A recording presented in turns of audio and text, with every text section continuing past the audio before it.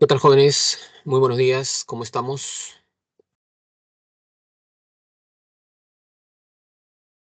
Buen día, Lady, buen día, Joel, buen día, Alessandra, buen día, George, y a todos los que se van conectando. ¿Qué tal? ¿Cómo estamos hoy día?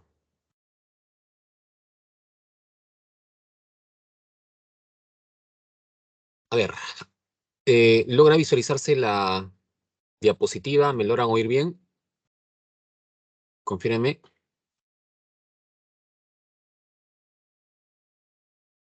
Ok, listo, Alessandra, ya vi tu like. Gracias.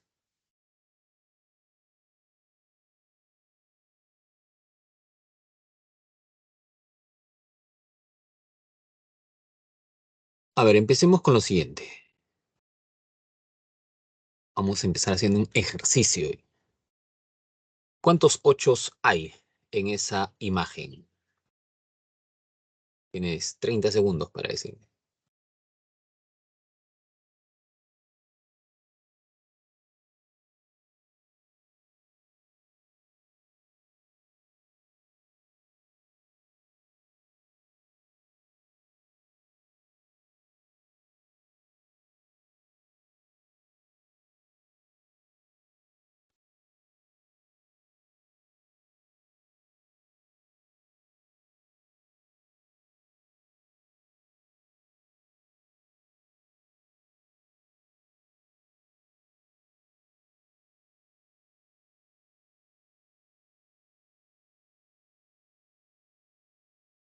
5, 4, 3, 2, 1. Tiempo. Ok, a ver, ¿cuál es la respuesta? 5, han plagiado ustedes, creo, ¿no? 5, me dicen 5, 5, 5, 5, 5, 5, 5, 5, 5, 5. Ya. Buen día, Sharoni. Buen día, Alice. Bien, 5 me dicen, ¿no? Ahora, es correcto, pero ¿qué has tenido que hacer tú para que puedas encontrar que hay ahí esa cantidad de números 8? Para que puedas resolver ese ejercicio, ¿qué has tenido que hacer? A ver, coméntame en el chat.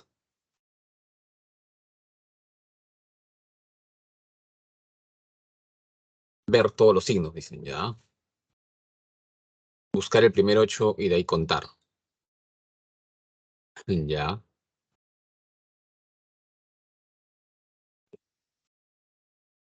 A ver, ¿qué más se te ocurre? ¿Qué más has tenido que hacer para que puedas encontrar ahí eh, esos 5 ochos?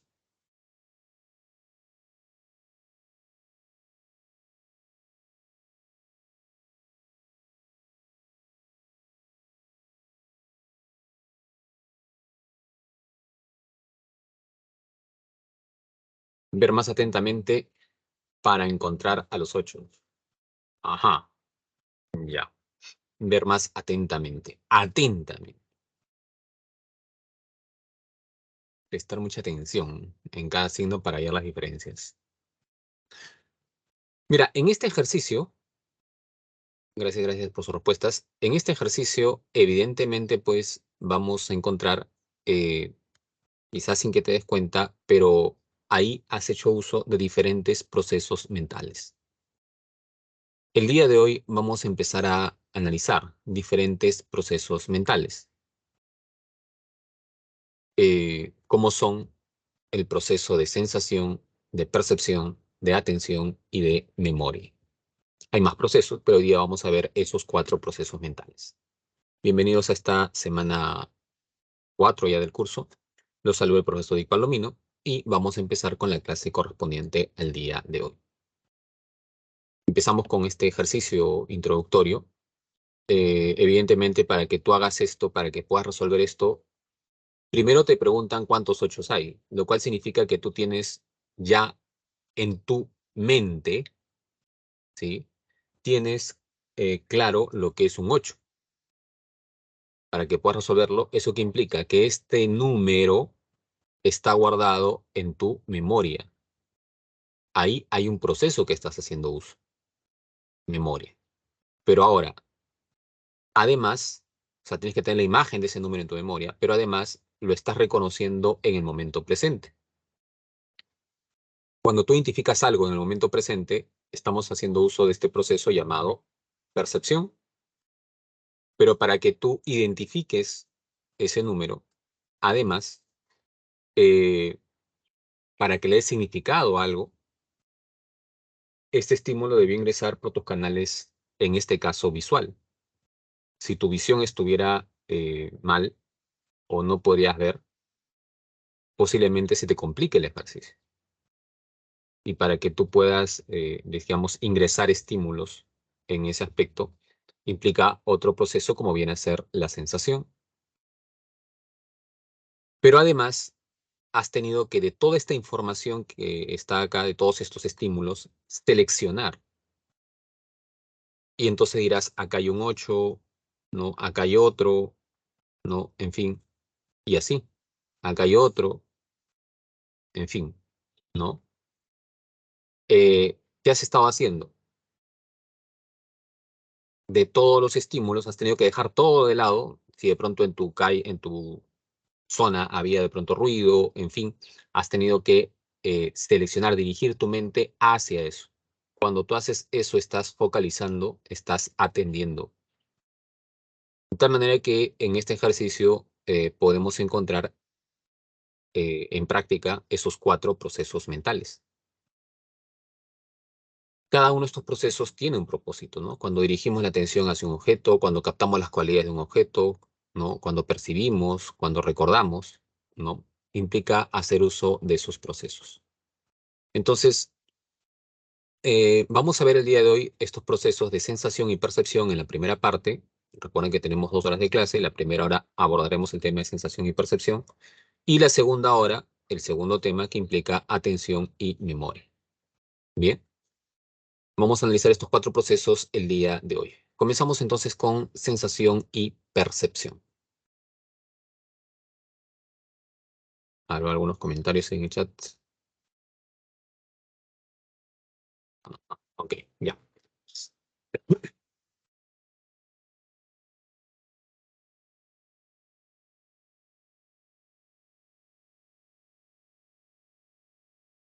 Bien, en sensación y percepción vamos a abordar qué es la sensación, qué es la percepción, cómo se producen las sensaciones, cuáles son los factores psicológicos que intervienen a nivel perceptual y también algunas alteraciones que se dan en la percepción.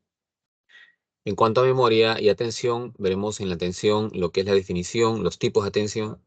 Y en cuanto a memoria, también definición de memoria, etapas de la memoria, un enfoque llamado enfoque modal o modélico, procesos de control, lo que implica el olvido y los trastornos de memoria, ¿no? De acuerdo al temario, siempre tocamos temas de acuerdo al temario que está estructurado, ¿ya? Por si acaso.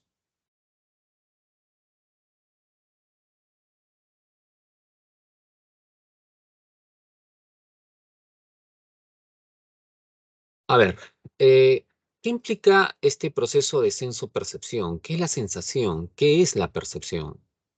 Eso es algo, primero, para empezar, importante distinguir, ¿no? Cuándo se habla de sensación y cuándo se habla de percepción. Son 2 procesos que están muy, muy vinculados y que a veces puede llevar a confusión. Entonces es importante diferenciar qué es la sensación y qué es la percepción. Antes de entrar acá a lo que es todo este proceso, creo que es importante para que distingas tener en cuenta el concepto y cómo diferenciamos. Por ejemplo,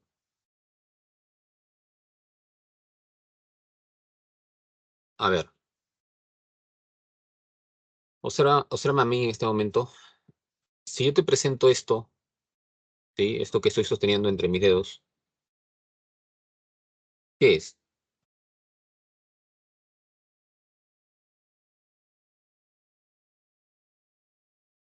Apura, responde.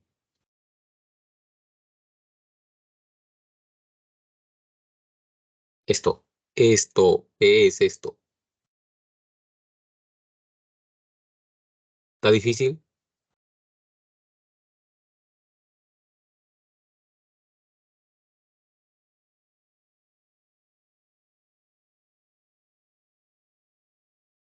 Ya, ok, perfecto.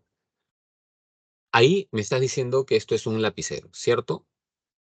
Lo cual significa que a este objeto, al observarlo, tú le estás dando en tu mente un significado. Ese proceso en el cual le damos significado a los estímulos que constantemente observamos, ese proceso de otorgar significado a cada estímulo, eso implica la percepción. La percepción es un proceso mental porque permite otorgar significado a los estímulos que nos rodean, permite interpretar la información que proviene de nuestros sentidos. A cada momento nosotros estamos percibiendo, a cada momento, porque a cada momento estamos interpretando estímulos. Bien, entonces a cada momento estamos percibiendo visualmente, auditivamente, de forma táctil, gustativamente, ¿no? Si alguien ahorita está de pronto, mira, está en clase, está desayunando, quizás está también teniendo percepción gustativa, ¿no? Olfativa, en fin. Nosotros a cada momento estamos dando significado, otorgando significado a los estímulos que nos rodean. Entonces, ¿qué proceso te permite otorgar significado a los estímulos? La percepción. La percepción. Bien. Pero ahora te pregunto, tú me dijiste que esto es un lapicero, ¿cierto? Lo cual es correcto. Si tú tienes un mes de nacido, 2 meses ya, supongamos que no tuvieras la edad que tienes, o bueno, a un recién nacido, ¿ya? Que tenga 2 meses. Le presentamos este objeto, está despierto, está en su, ¿no? Está en su cuna, en su camita, está con los ojos abiertos. Le presentamos este objeto, ese pequeño de 2 meses de nacido, ¿también le dará el significado del lapicero?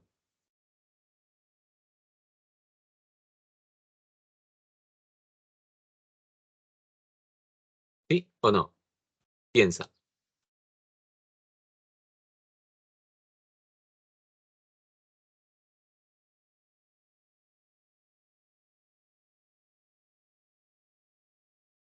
A. Ese recién nacido obviamente no le dará el significado del lapicero. Pero ahora te pregunto, ¿ese recién nacido podrá estar viendo el objeto?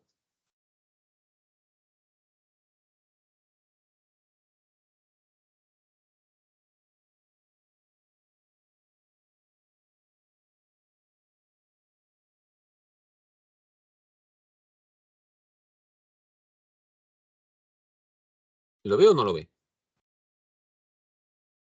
Obviamente sí que no tiene ningún problema sensorial. Ah, entonces ve el objeto, pero no le da significado. Ese recién nacido, ¿qué estará teniendo? ¿Sensación o percepción?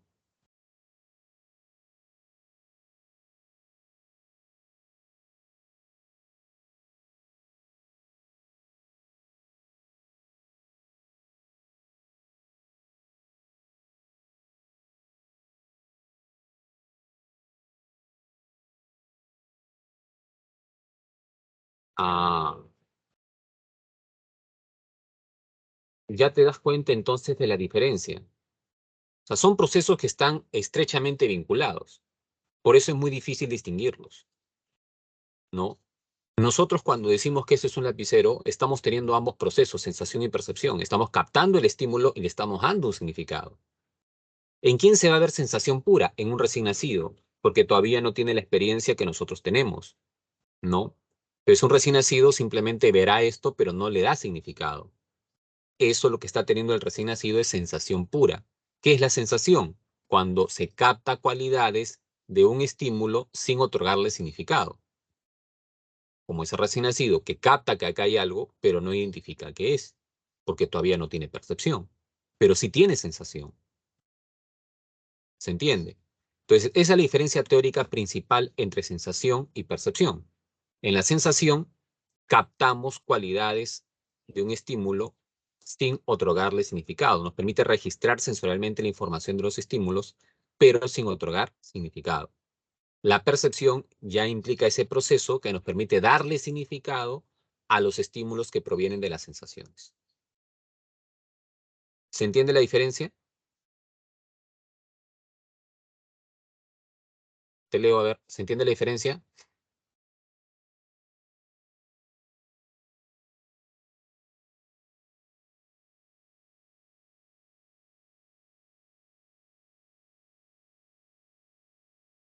Ya, esa es la diferencia principal que tienes que recordar en estos procesos.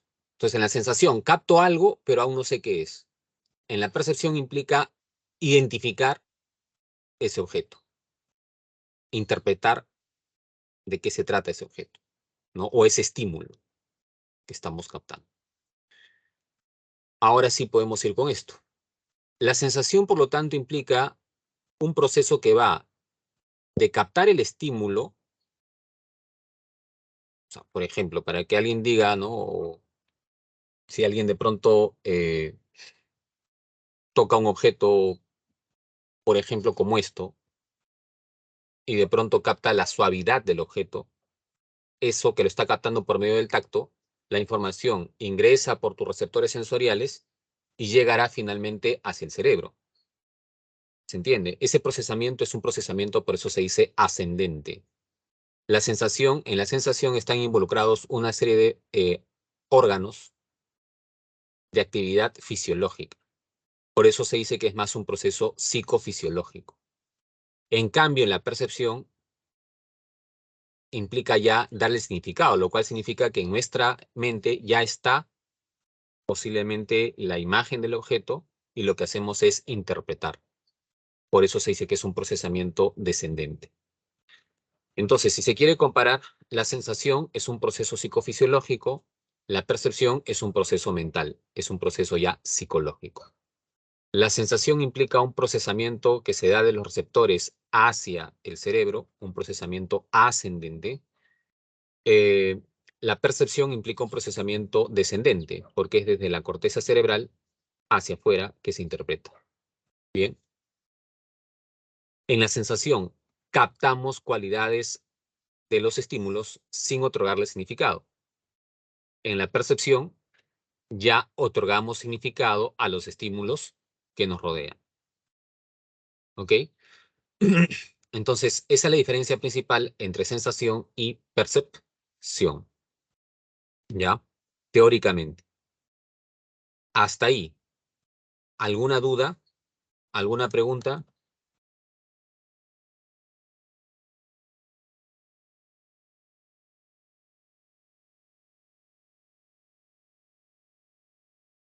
¿Se entiende? ¿Alguna diferencias? Eh, ¿Algunas inquietudes? ¿Cómo estamos?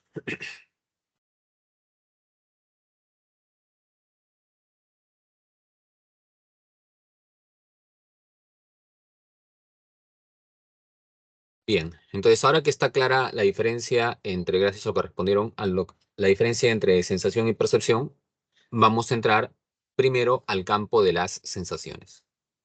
¿Cómo se da la sensación? ¿No? En ese sentido.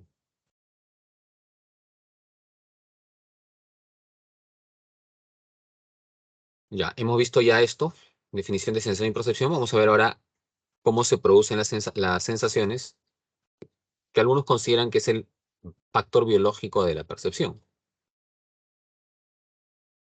Eh,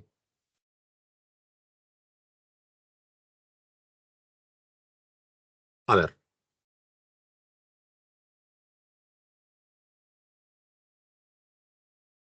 si en este momento tú te quedas callado o callada, te quedas en silencio, ya, donde estés, y trata de pronto de oír todo lo que puedas a tu alrededor.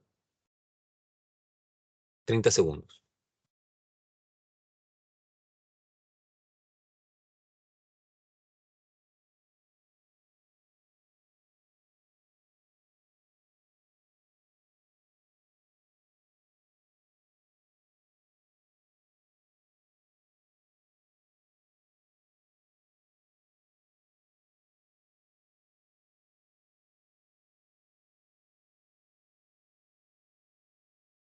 Ya, tiempo. Ahora dime en el chat lo que lograste oír. Vamos.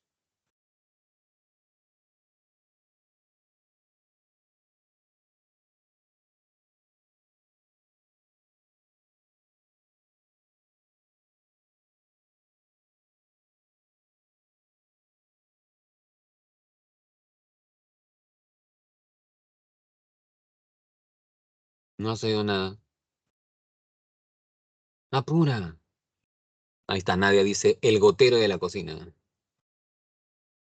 Stuart dice, un zumbido no tan fuerte. Ya. ¿Qué más? ¿Qué más has logrado oír? El ruido de los autos. A mi mamá, dice Damaris. Y el sonido de la PC. Ajá.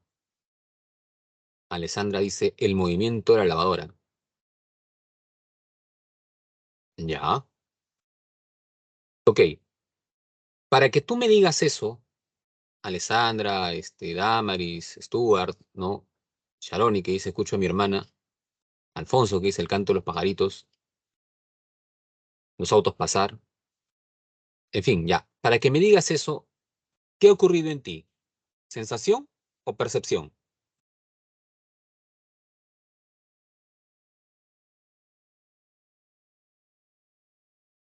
¿Qué proceso te permite llegar ahí? ¿Sensación o percepción?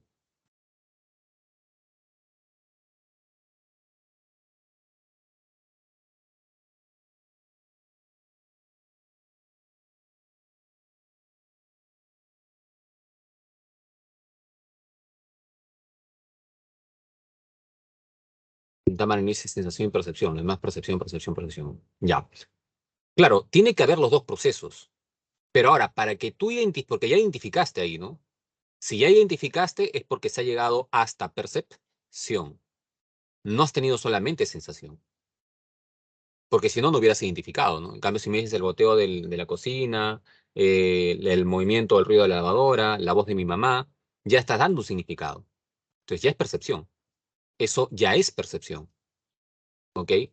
Pero para que exista percepción, antes, ¿qué tuvo que haber? Sensación, pues. ¿Te das cuenta? Por eso te decía que están estrechamente vinculados. ¿Y cómo se dio la sensación? O sea, acá es como que tú digas, ¿no?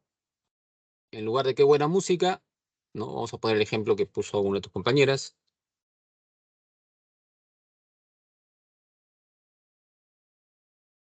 la voz de mi mamá, ¿no? Esto de acá ya es percepción, ¿sí? Que implica que en su corteza, ¿dónde llegaba la información auditiva? ¿A qué parte del cerebro? Segunda clase o primera clase fue esa, ¿no?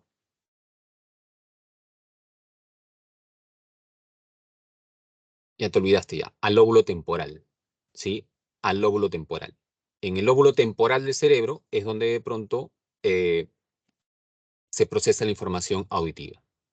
Entonces, para que ella diga, ¿no? La voz de mi mamá es porque está ocurriendo acto perceptual, se está identificando el objeto y esto no los permite el lóbulo temporal de la corteza.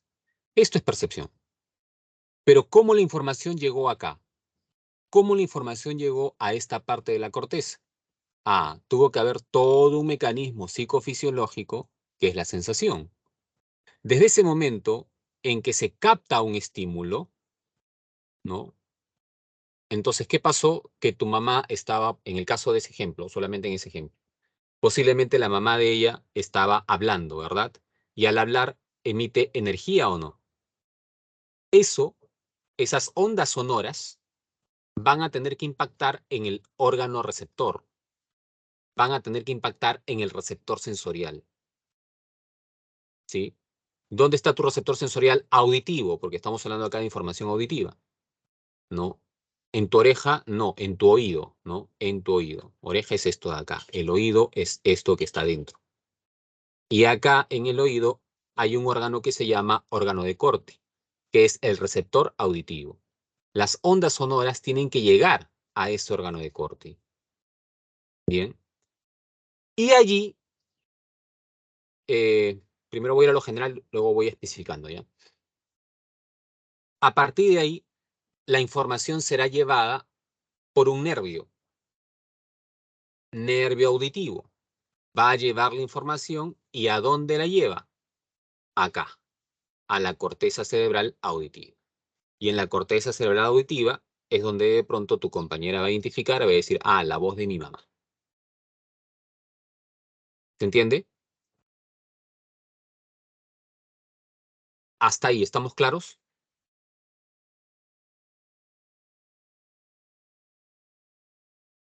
¿Preguntas?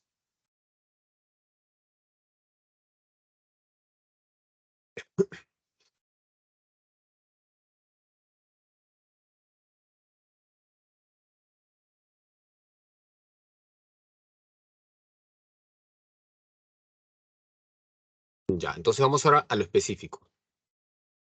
Regresamos a sensación. Te decía, en el caso auditivo, mamá está hablando, ¿no? En el caso de este ejemplo, ¿no? En el caso que tú me has dicho el goteo, el sonido del goteo será el goteo cuando cae, ¿no? O impacta en alguna superficie y suena, ¿no? Entonces, esas ondas sonoras impactarán en el receptor sensorial y el receptor sensorial, que es el órgano de Corti, va a cumplir este receptor tres funciones principales, o tiene tres propiedades, si se quiere, principales, tres características, si se quiere, que es importante diferenciar. Una primera es que para que tú captes un estímulo, significa que se ha sobrepasado el umbral absoluto. ¿Qué es esto del umbral absoluto? Es la mínima intensidad que tiene que tener un estímulo para provocar sensación.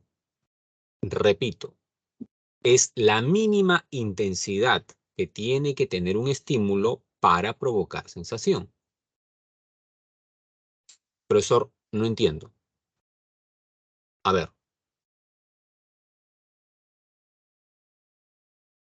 donde tú vives, imagino que, bueno, no sé, de donde tú vives, donde vivas, a 2 cuadras de tu casa, ¿puede haber dos personas que estén conversando o no? ¿Es posible o no?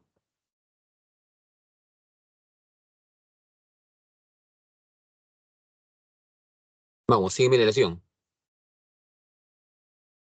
Ahora te pregunto, esas dos personas que pueden estar conversando,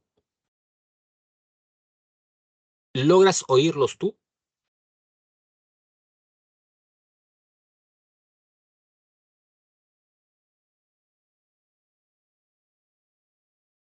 No, ¿verdad? Pero estas personas están emitiendo energía. Para ti, no llega a ser estímulo. ¿Por qué? Porque no llega, esas ondas sonoras no van a impactar en el receptor. Y entonces no llegan a sobrepasar el umbral absoluto. No sobrepasan el umbral absoluto. No llegan ahí. Por lo tanto, no oyes eso que están hablando. Pero ¿qué pasaría si estas personas comienzan a caminar y comienzan cada vez a hablar más alto o a gritar por ahí? Llegará un primer momento en el que tú logres captar el sonido de su voz. Ese primer momento en el que uno logra captar el sonido es porque ya está sobrepasando ese estímulo, está sobrepasando el umbral absoluto. O sea, fue la mínima intensidad que tuvo que tener ese estímulo para que puedas, en este caso, oírlo. El umbral absoluto, a eso me refería, es la mínima intensidad capaz de provocar sensación. La mínima intensidad de un estímulo capaz de provocar sensación. Bien. Entonces, a partir de que ya algo sobrepasa el umbral absoluto, ya se está produciendo acá estimulación. Pero ahí no queda todo. Ese estímulo que está ingresando a tu canal auditivo, no puede ingresar de esa manera y llegar de esa manera a tu cerebro. Esa energía tiene que ser codificada a la energía que utiliza el sistema nervioso. El sistema nervioso utiliza energía electroquímica. Por lo tanto, esa transformación de cualquier forma de energía a la energía que requiere tu cerebro, tu sistema nervioso, a eso se llama transducción. La transducción, entonces, es el proceso que permite transformar una forma de energía a la energía que utiliza tu sistema nervioso. Transducción se llama a eso. Y una vez que la energía ya está transformada a lo que utiliza el sistema nervioso, es ahí donde ya parten las vías, los nervios, y van a llevar la información hacia el cerebro. ¿Se entiende?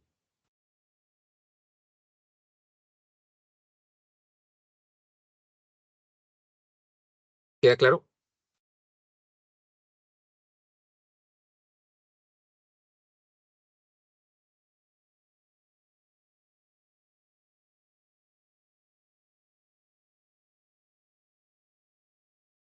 Ya. Ahora, ¿a qué se llama adaptación sensorial? Que es también otra propiedad del receptor. La adaptación sensorial ocurre cuando un estímulo es constante, la sensibilidad cambia, generalmente disminuye, ante una estimulación constante. Por ejemplo, a ver, eh, ¿alguien vive por el Callao o por Villa María o por Chimbote?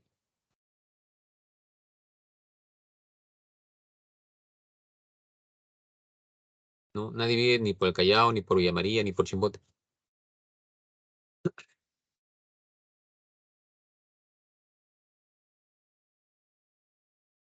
No hay nadie del Callao, me sorprende, ¿ah? Raro que no haya nadie del Callao. Ahí está, Carol me dice, yo vivo en Villa María del Triunfo. Ajá, Sofía, ya ves, ya sabía, ya siempre hay alguien del Callao por ahí. Ok, Sofía, cuando tú vas bueno, no sé, el Callao también es grande, ¿no? Pero en el Callao hay puertos, ¿no? En ese aspecto. Tú, Carol, en Villa María está Puerto Pesquero, creo, ¿no? Está en una parte de Villa María. Cuando ustedes llegan allí, a ese puerto, ¿ocurre o no que inicialmente se siente con gran intensidad el olor a pescado, ¿no? A pescado fresco, pero se siente rápidamente porque obviamente pues es un puerto, ¿no? Ahora, ¿qué pasa cuando tú te quedas ahí quizás comprando, viendo, en fin, ya 30 minutos? Basta que tú estés 5 minutos, 10 minutos ahí, ya no vas a sentir con tanta intensidad ese olor como al inicio. ¿Por qué? Ah, profesor, me he acostumbrado. No, la costumbre es aprendida, eso no es costumbre. Lo que está pasando es un mecanismo biológico que se llama adaptación sensorial. El pescado sigue emitiendo el mismo olor en ese aspecto. Lo que va a pasar es que tu receptor, en este caso olfativo, se ha adaptado ante ese estímulo constante. Entonces, la adaptación sensorial implica eso. Ante un estímulo constante, la sensibilidad cambia. Entonces ya no lo capta como al inicio con gran intensidad, sino que va a disminuir en ese aspecto. ¿Se entiende? Eso pasa cuando hablamos de la adaptación sensorial, en ese sentido. La adaptación sensorial es también una propiedad del receptor. ¿Quién de ustedes usa lentes?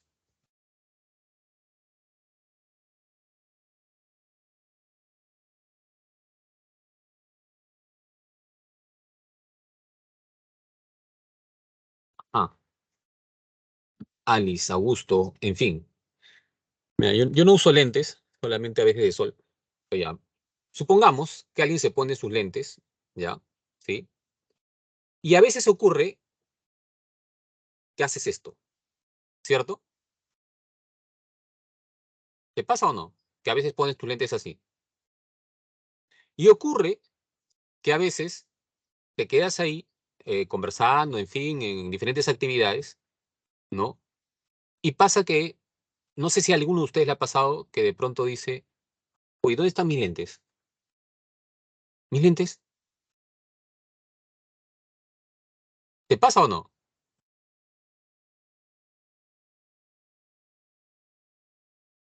Y no te percatas que los tienes ahí. ¿Cómo explicar eso?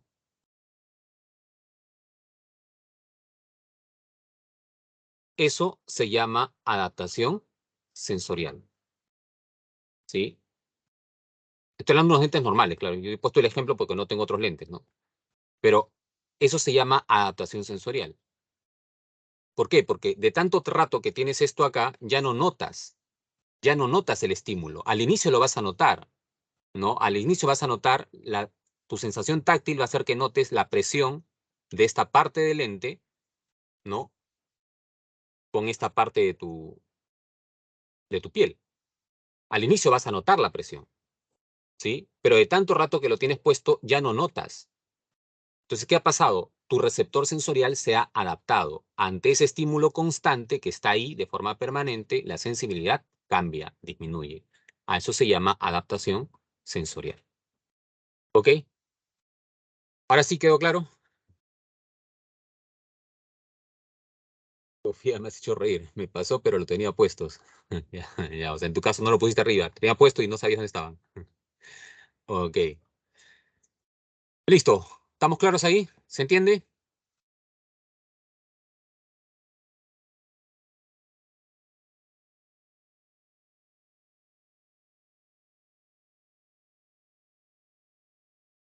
Muy bien. Entonces, entender eso, ¿no? Recapitulando. La sensación te permite captar estímulos, pero no le das significado. La percepción te permite ya interpretar la información que viene de los sentidos y otorgar significado. Para que se dé la sensación, tiene que haber la presencia de un estímulo. Este estímulo tiene que impactar en el receptor sensorial y sobrepasar el umbral absoluto.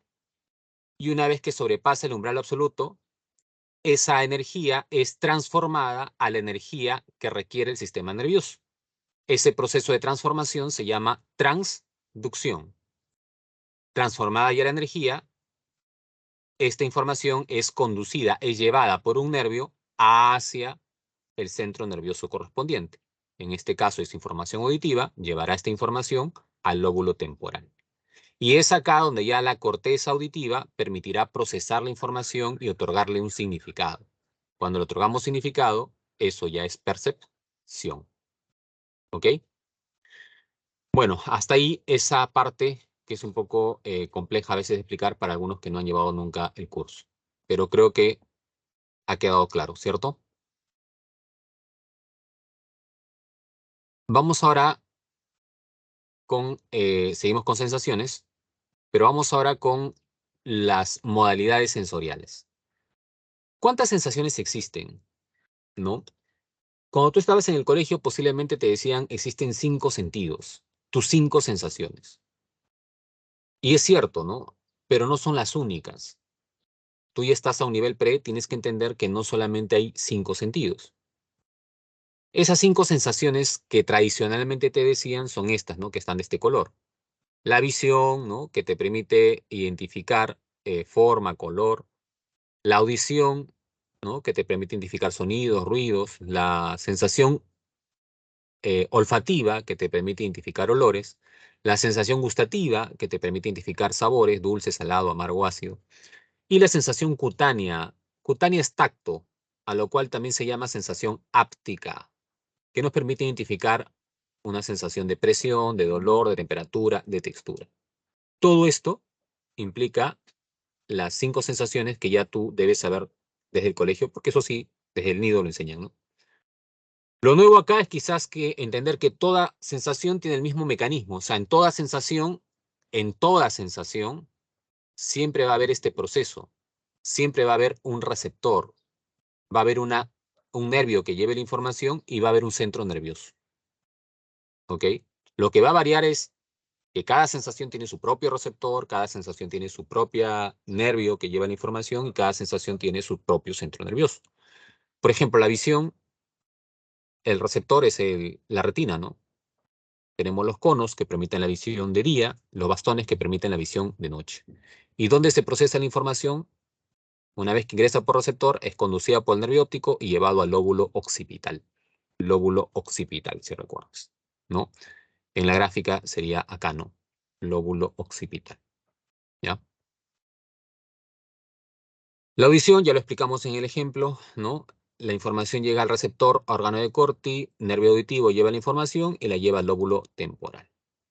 Sensación cutánea, ¿no? Las terminaciones nerviosas, receptores son terminaciones que tienes en la piel. En la piel hay receptores ápticos.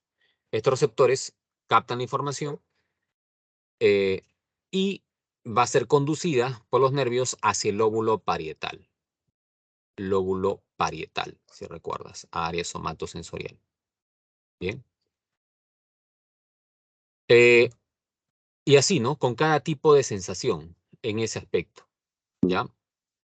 Ahora, ¿qué es lo nuevo acá? Estas tres sensaciones posiblemente. Son sensaciones que también tenemos. Estas sensaciones, estas sensaciones, como son la sensación sinestésica, vestibular o senestésica, es importante distinguir. La sensación de sinestesia, también llamada kinestesia, se refiere al movimiento, a sentir que una parte de tu cuerpo está en movimiento.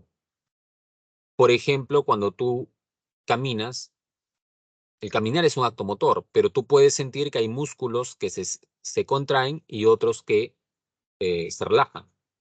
Eso tiene que ver con sensación sinestésica. Cuando una persona está bailando, lo mismo, hay partes de su cuerpo, ¿no? Que está en relajación y otras en contracción. Es movimiento. Entonces, esa sensación de que una parte de tu cuerpo se está moviendo es sensación sinestésica en ese sentido. Notar el peso de un, este, de un objeto, ¿no?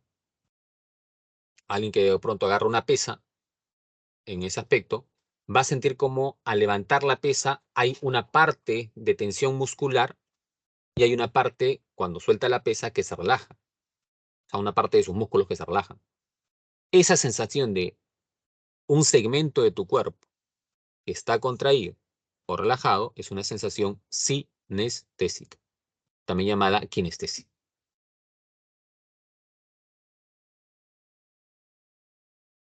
¿Qué pasa cuando hablamos de esta otra sensación, vestibular o laberíntica? ¿No?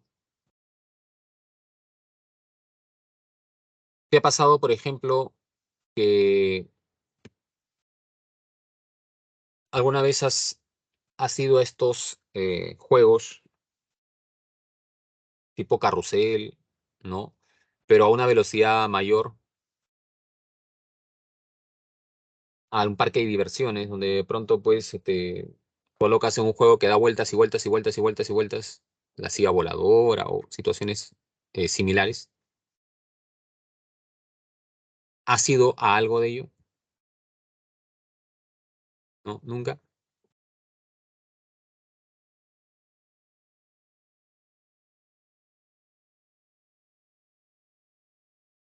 ¿Qué pasa cuando estás 3, 5 minutos ahí, después de dar un montón de vueltas, cesa el juego y te paras?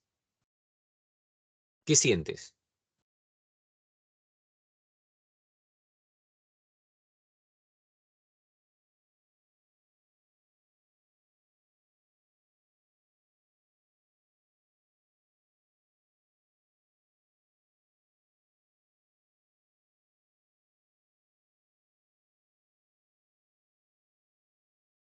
¿No sientes nada?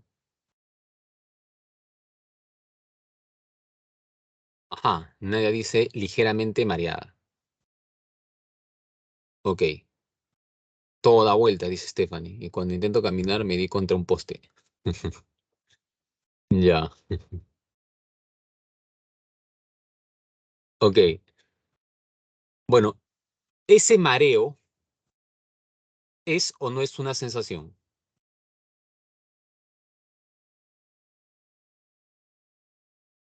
Dame dice, al principio es como si aún no estaría en el piso. De ahí ni mareos. Ajá. Perfecto. Ahora dígame, ¿eso es o no es una sensación?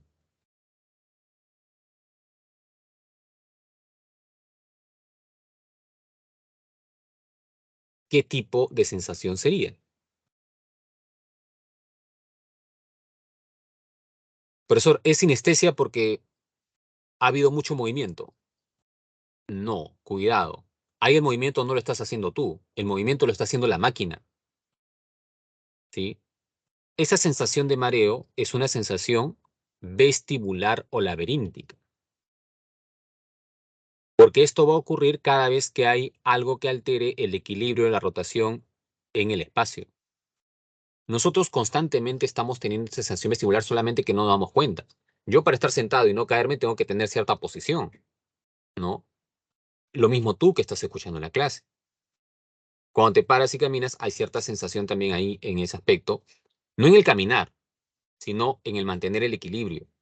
La sensación vestibular o laberíntica es la sensación que nos permite captar el equilibrio. Y para esto implica que nuestro cuerpo esté, de cierta manera, tenga cierta posición en el espacio. ¿Cuándo vamos a notar esta sensación? Cuando tenemos una alteración en esa posición gravitacional. Como en este caso, que tantas vueltas te ha dado la máquina que finalmente te paras y estás mareado, pues, ¿no? Se alteró la sensación vestibular, por ejemplo, ¿no? O cuando estás en un ascensor y al inicio no es que tú te muevas, el ascensor hace su trabajo si se quiere y tú vas a notar como un cambio en la posición de tu cuerpo. Esa sensación es vestibular, por ejemplo. Bien, entonces a eso se refiere esta sensación vestibular o laberíntica. ¿Ya?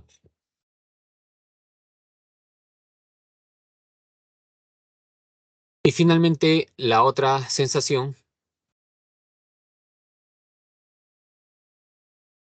es la sensación llamada senestesia u orgánica. ¿A qué se refiere? A esta sensación que nos informa acerca de los estados orgánicos internos. Internos. Por ejemplo, eh, ¿quién aún, quién aún no ha desayunado?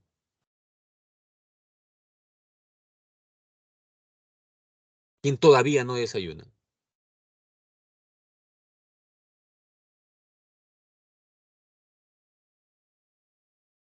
Ajá, chocalalis, yo tampoco.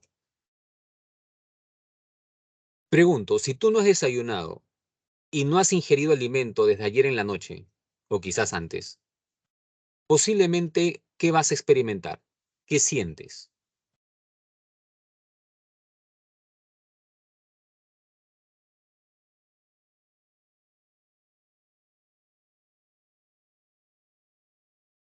¿Qué vas a sentir? Hambre. Pregunto, ¿por dónde captas el hambre? ¿Hueles tu hambre? ¿Ves tu hambre? ¿Oyes tu hambre? No, ¿verdad? Sientes internamente que algo te falta. Esa sensación que nos informa acerca de los estados orgánicos internos es una sensación senestesia. Senestésica, bueno, llamada senestesia u orgánica. Bien, nos informa acerca de estados orgánicos como el hambre, la sed, el cansancio, en fin. Pero son las sensaciones en ese sentido.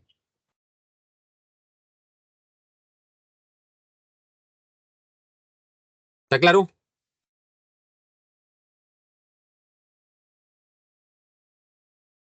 ¿Dudas, preguntas?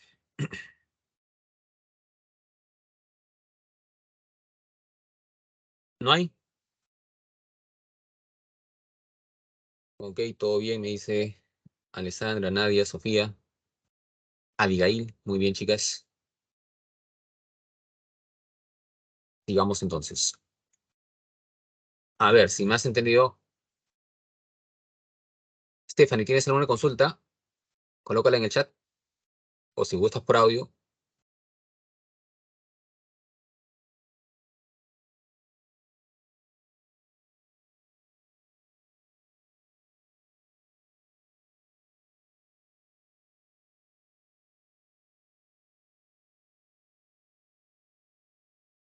Ya, acá por ejemplo,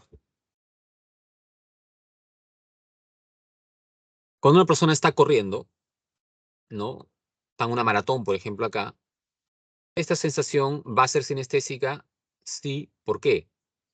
Porque evidentemente acá la persona va a notar cómo hay partes de sus músculos que se contraen para hacer ese movimiento de correr. Ese sentir, esa contracción muscular, es una sensación sinestésica. Bien, también llamada kinestésica. Esto de cuando estás en el ascensor y el ascensor va subiendo, ¿no? Uno nota un cambio en la posición del cuerpo en el espacio. Esa sensación es vestibular, ¿no? O laberíntica en ese aspecto. Y las sensaciones, pues, internas como el hambre, la sed, ¿no? O, por ejemplo, acá, ¿no? Puedes tener un cólico estomacal. Entonces sientes que te fastidia. Ese dolor no está proveniendo de afuera, sino dentro de tu organismo. Es una sensación senestésica u orgánica.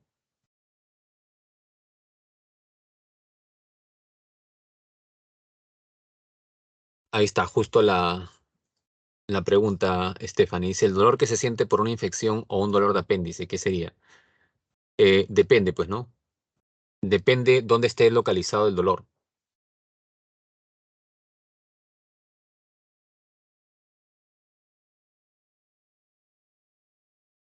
¿Por qué mencionan el... A ver, primero voy con Stephanie. Stephanie, dices, ¿el dolor que se siente por una infección o dolor de apéndice?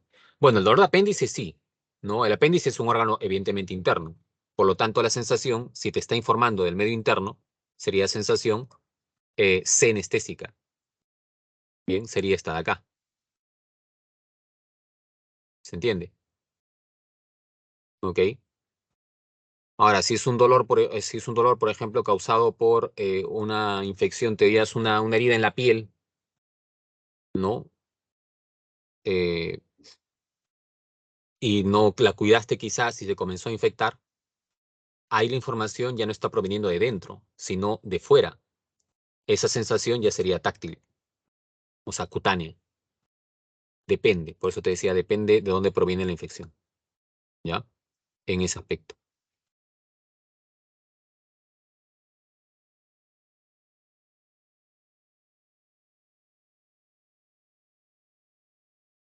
A ver, el infarto, nuevamente, con ese mismo ejemplo, Margarita o Stephanie, el infarto, ¿de dónde proviene? ¿Medio externo o medio interno?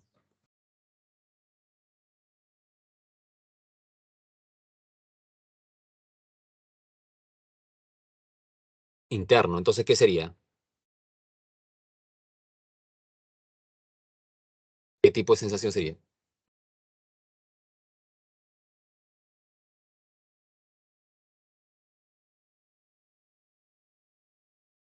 Orgánica o normalmente se le llama senestesia, ¿sí? Senestesia, ¿ya? Bien, ¿quedó claro, Stephanie?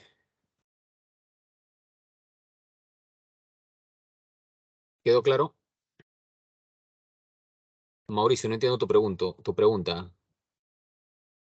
¿A qué te refieres con qué opino del derrame? ¿Cuál derrame? Eh, a ver, Alessandra dice, profe, ¿por qué mencionan el oído en la sensación laberíntica? Porque la sensación, o sea, el oído es todo el órgano, ¿sí?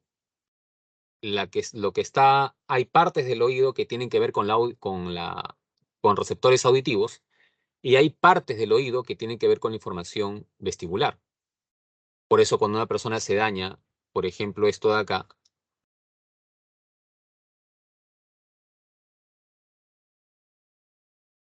cuando se daña los canales semicirculares del oído, la persona puede tener alteración en el equilibrio.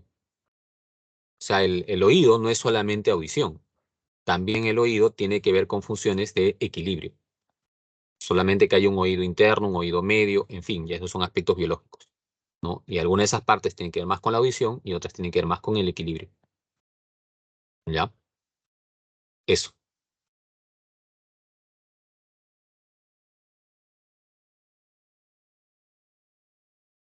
¿A qué te refieres con derrame? ¿El derrame cerebral te refieres, Mauricio?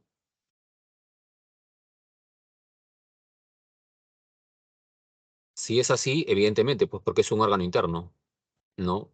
Todo lo que te produce o la sensación de los síntomas, si te refieres, que está teniendo la persona, tiene que ver con eso, pues, ¿no? En ese sentido, ¿ya?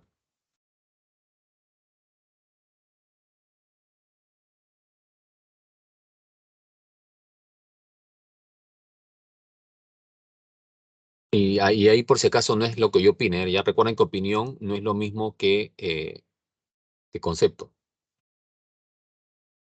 Las preguntas de un examen no son de opinión, no es si a mí me gusta o no me gusta, si eso no es, ¿no? En ese aspecto.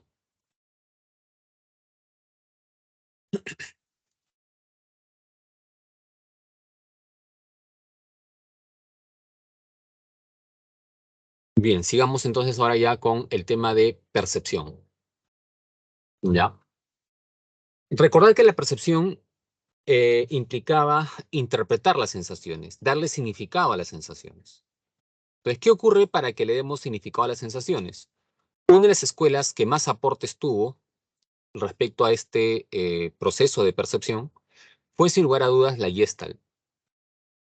Lo vimos en la primera clase, la escuela gestáltica, eh, y les decía que justamente acá íbamos a ver un poco más de detalle cómo aportaron ellos en la percepción. Ellos establecieron ciertos principios que organizan nuestra percepción. A través de sus estudios, de sus experimentos, se encontraron algunos principios organizativos de la percepción. Por ejemplo, acá, ¿no? ¿Qué observas acá?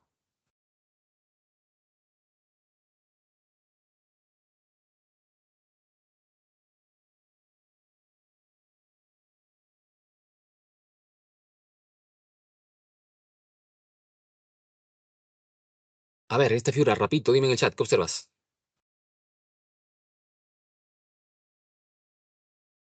Una llave, dice Mauricio, una llave, una llave, una llave. Ajá, ok.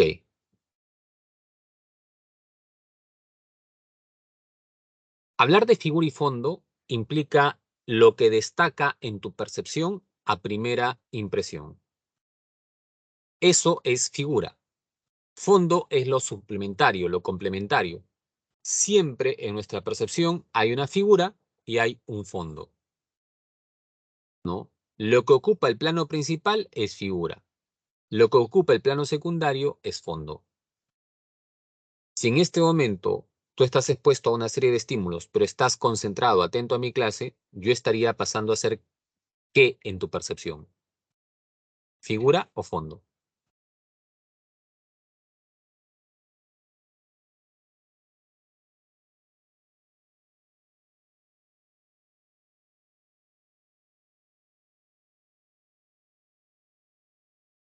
Mauricio dice fondo. ¿Están de acuerdo o no? Alessandra dice figura. Ya. Bueno, se supone que tendría que ser figura. Si tú estás atento a la clase, entonces estás percibiendo cada cosa que estoy mencionando, que estoy explicando, yo estaría pasando a ser figura. Y los ruidos de afuera, las conversaciones que estés a tu alrededor, pasaría a ser fondo. Entonces, siempre en la percepción hay figura y hay fondo. En este caso visual, si tú lo primero que observaste fue la llave, esto habrá sido tu figura, te habrás concentrado en estos elementos, esto habrá sido tu figura, ¿no? Pero si tú me dices, yo observo una ciudad, ¿no? En fin, quizás ese significado provino de acá. Esto habrá sido tu figura, lo blanco, ¿no? Y lo demás, fondo, ¿se entiende? En ese aspecto. Entonces, siempre en la repercepción habrá una figura y un fondo. Y figura y fondo pueden ser reversibles. Lo que es figura puede pasar a ser fondo y lo que es fondo puede pasar a ser figura. ¿Ya? Si tú vas a Tingo María, posiblemente observes esta imagen. Le llaman la Bella Durmiente, ¿no? ¿Qué está ocurriendo acá? Ante un estímulo, aunque puede ser ambiguo, nuestra percepción siempre va a tratar de darle la mejor forma posible. Ese tratar de darle la mejor forma posible, la forma más simple posible, a eso se llama pregnancia. La pregnancia es la ley de la buena figura. Tratamos de darle la mejor forma posible, eh, simplificando las cosas, ¿no? Entonces, lo más, digamos, en este sentido, que puede decir alguien es, se parece a una bella durmiente. Le da esa forma, ¿no? Entonces, a eso se refiere, ¿no? Básicamente, la ley de pregnancia. La pregnancia siempre va a implicar tratar de otorgar la mejor forma posible, que es lo más simple, a las figuras. Nuestra percepción no se complica en ese sentido. Trata de simplificar las cosas.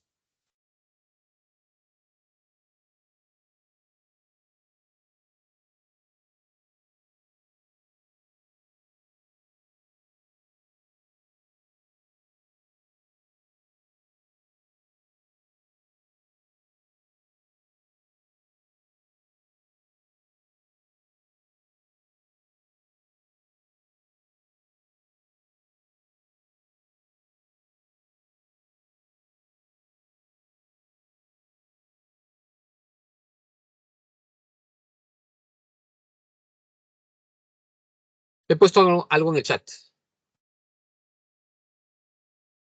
¿Lo lees o no?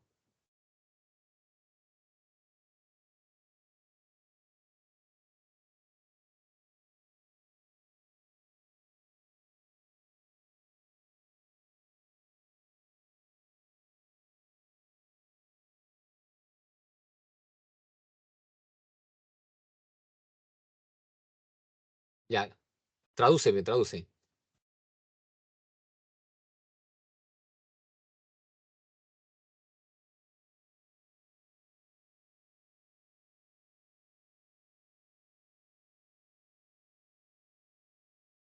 Ya, si lo lees, traduce.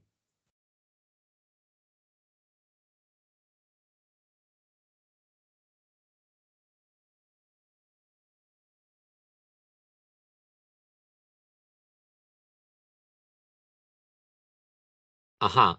Te pregunto, ¿las palabras estaban correctamente escritas?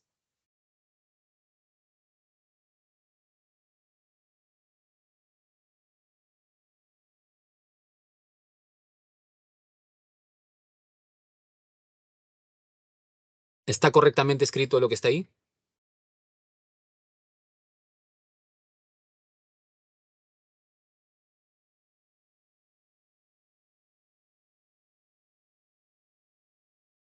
Sí, así se escribe.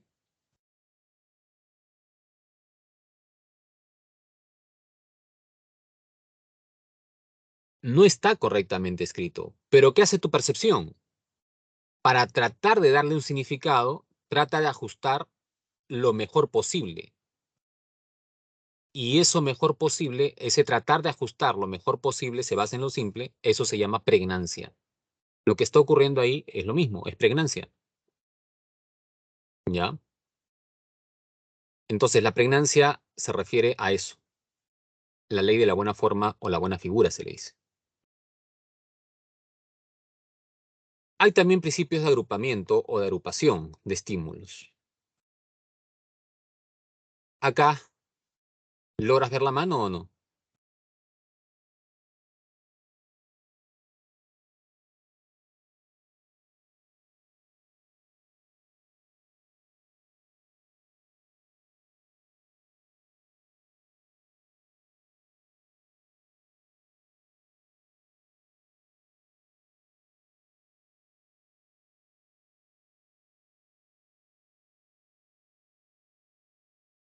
Ahora te pregunto, ¿está completa?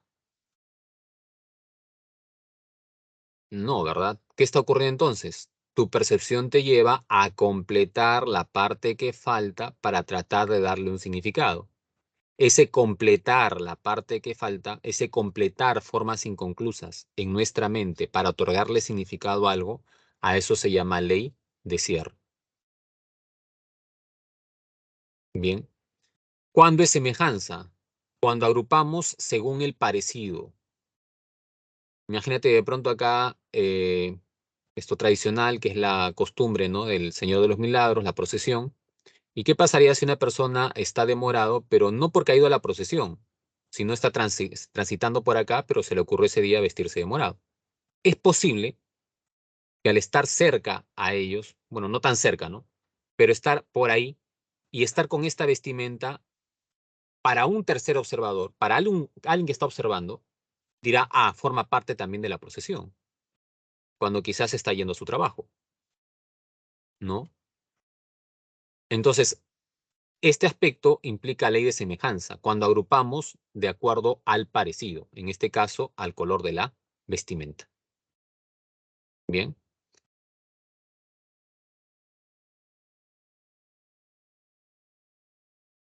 La ley de la proximidad, ¿a qué se refiere?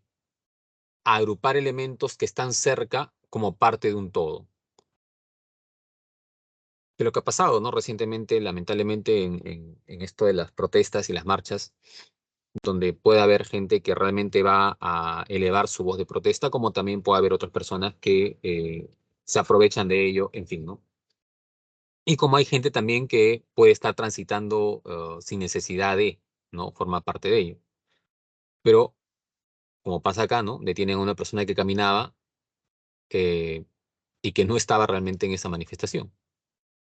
Entonces, por estar caminando, de pronto, pues, cerca a ellos, los consideran como parte de. Entonces, eso podría ser ley de proximidad, ¿no? O sea, para los que de pronto hacen esto, están percibiendo como que esta persona forma parte del grupo. ¿Por qué? Porque está cerca a ellos.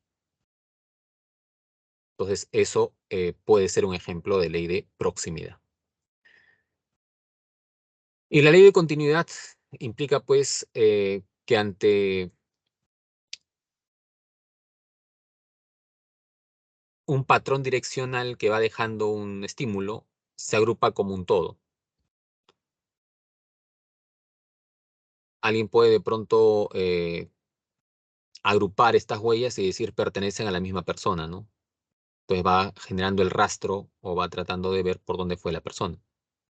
¿Qué está ocurriendo ahí? Ley de continuidad, ¿no? Está agrupando elementos en función a lo que viene a ser el patrón direccional que va dejando.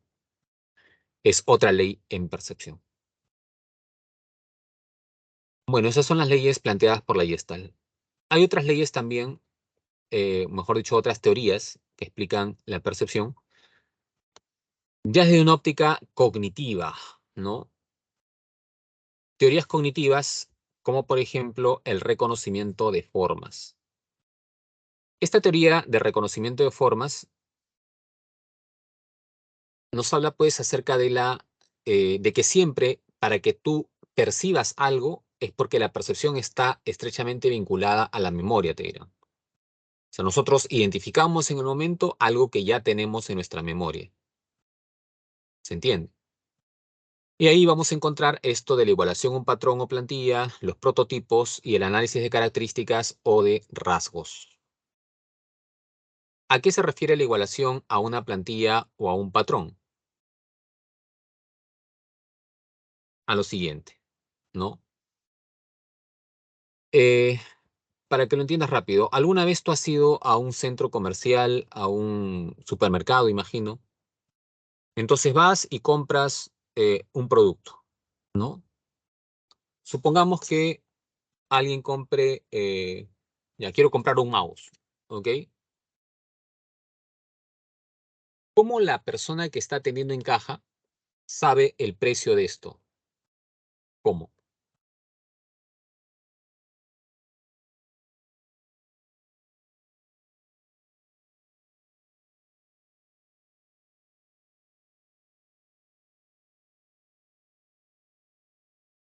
¿Cómo la persona que está atendiendo en caja sabe el precio de este producto?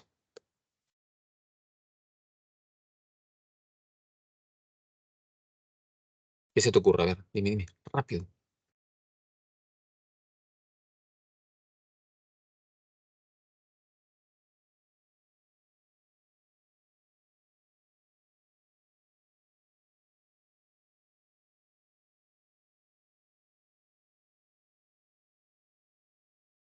Escanea el código. Ajá. Sería imposible, o bueno, muy difícil en todo caso, que una persona esté aprendiéndose de memoria el precio de cada producto si en una tienda pueden haber 100, 200, 300.000 productos, ¿no? Y más, cuando hay ofertas y van cambiando de hora en hora las ofertas a veces, ni modo que esa persona esté ahí, ¿no? Aprendiéndose cada oferta, ¿no? Para saber cuál es el precio y cobrar a sus clientes. Sería algo, pues, muy difícil para una persona que tiene en caja, ¿no? Entonces, ante eso, ¿qué ocurre? Utilizan este llamado código de barras, ¿cierto? Esto que ves acá. Entonces, ¿qué hace la cajera? Ah, ¿quieres esto? Ya. Entonces, coloca este producto. ¿En dónde?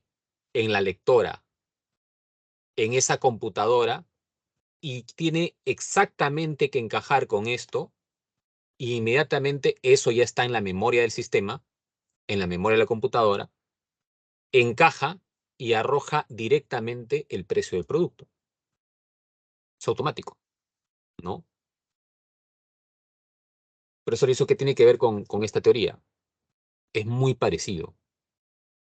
Lo que te dice esta teoría es que para que tú reconozcas algo, cualquier forma, es porque esto ya está en tu mente. Y entonces tiene que encajar de forma perfecta, tiene que encajar de forma idéntica, ¿no? Como una huella digital para ser reconocido. Para reconocer esa A, tengo que de pronto encajarla con el patrón que tengo en mi mente, ¿sí? Y entonces allí diré A, eh, es esa letra respectiva, ¿no? Cada forma, en ese sentido, que vamos identificando, tendría que tener en nuestra mente un modelo que va ajustando de forma perfecta. Y así vamos identificando cada objeto que vamos viendo. Pero ojo, ¿eso qué supondría? Que tendríamos que tener una enorme cantidad de plantillas en el cerebro también. Ante eso surge otra propuesta, la teoría de los prototipos o geones, que nos dice, sí, es una forma de identificar, pero no podemos tampoco tener tantos patrones o plantillas en el cerebro para ir identificando uno por uno. Los prototipos o geones nos dicen, muchas veces nosotros identificamos en base a algunos moldes básicos. Esos moldes básicos es lo que se llama, pues, geones. Ojo, que esta de la teoría de los prototipos funciona muy bien, pero funciona muy bien con figuras tridimensionales. Entonces, ¿qué te dice este planteamiento? Que en nuestra mente lo que va a existir es esto que estoy señalando. Esto que están acá son geones, son figuras básicas, pero en 3 dimensiones. Son figuras básicas en 3 dimensiones. A partir de esto que está en nuestra mente, ya los objetos van a formar combinaciones. Y nosotros vamos a identificar, ¿no? A partir justamente de que tenemos estos geones básicos en nuestra mente. Por ejemplo, acá diremos un maletín, pero este maletín en nuestra mente implicará la combinación de dos geones, ¿no? El geón de acá, geón 2, y el geón 5. Bien. Esta lámpara implicará la combinación de otros dos geones que estarán en nuestro cerebro. El geón 4, esto de acá, y el geón 3, esto de acá, ¿no? Entonces vamos identificando de esa manera eh, figuras en 3 dimensiones. ¿Se entiende? Y el otro planteamiento es el análisis de características o de rasgos. ¿Qué nos dice este planteamiento? Que para identificar un objeto no es necesario que sea idéntico, como te decía la teoría de las plantillas. No, basta con algunas características básicas para identificar un objeto, ¿no? En ese aspecto. Eh, Acá, por ejemplo, ¿no? Uno dirá, es una cebra porque se parece, pues, ¿no? Tiene las rayas que son características de la cebra en ese aspecto. Mira, a pesar de que acá está media extraña, ¿no? La combinación, pero uno dirá que es una cebra en ese sentido, por las características básicas. No es necesario que esté idéntico, no es necesario que esté igual, ¿no? Pero bastan unas características básicas para identificar un objeto. Cuando tú ves una caricatura de un personaje, ¿cómo identificas al personaje? Si la caricatura no es igual. Lo que hacen los caricaturistas es exagerar el rasgo de una caricatura y en función de esa exageración de rasgo es que tú identificas por esas características principales que son los que exageran, ¿no? En este caso en las caricaturas. Entonces, análisis de características se refiere a eso, ¿no? Para los defensores de este planteamiento, basta con que en cada objeto tú identifiques las características principales y a partir de ahí podrás identificar al objeto. No es necesario que esté idéntico, como te decía la igualación a una plantilla, en ese sentido. Bueno, son modelos o teorías cognitivas en relación a ese punto. Finalmente cerramos acá con lo que viene a ser las alteraciones en la percepción. Hay dos alteraciones principales que tienes que distinguir: la ilusión y la alucinación. En la ilusión hay una alteración, pero siempre hay objeto. En la alucinación, la persona percibe algo en ausencia del objeto. A ver, planteemos algo rápido.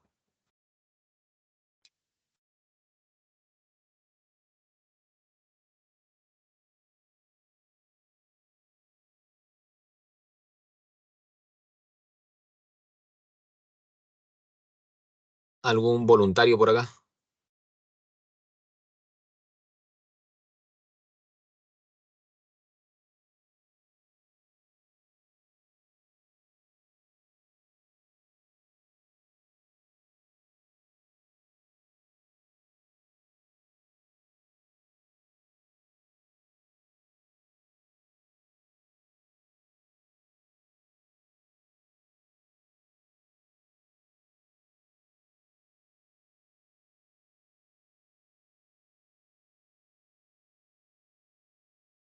Ya. Damaris. Ok, a ver, Damaris. Dime, ¿qué observas acá?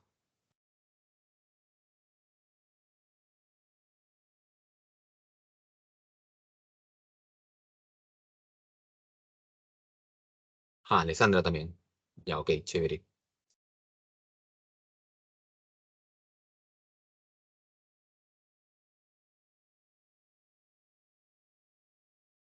Damaris, ¿qué observas ahí?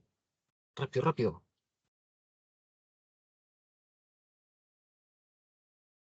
Imagen de una manzana. Ya. ¿Todo lo demás observan una manzana o no?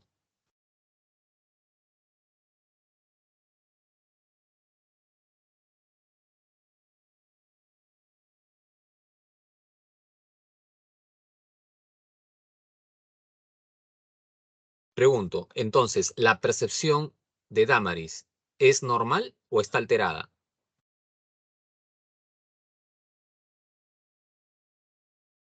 ¿Percepción normal o alterada?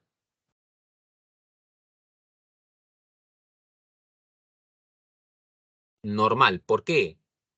Porque el objeto que está allí, que ella está observando y que ustedes están observando en la pantalla, corresponde con la imagen que se ha formado ella. Es congruente. La percepción es normal. Pero ¿qué pasaría si yo le pregunto a Damaris y ella me dice, eh, ese es un tomate?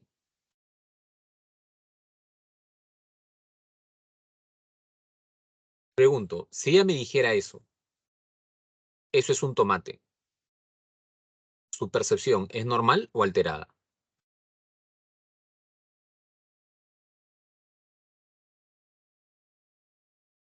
Alterada, ¿sí? Es alterada. Y si es alterada, ¿qué tipo de alteración sería?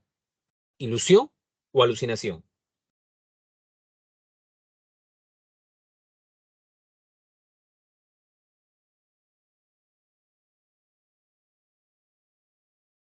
Ya, es una alteración, correcto. Ahora, ¿es ilusión o es alucinación?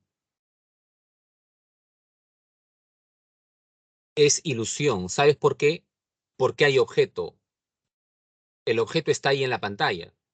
Lo que está pasando es que en la mente de ella se está distorsionando, pero hay objeto. Eso es una ilusión. Eso es una ilusión. Pero ¿qué pasa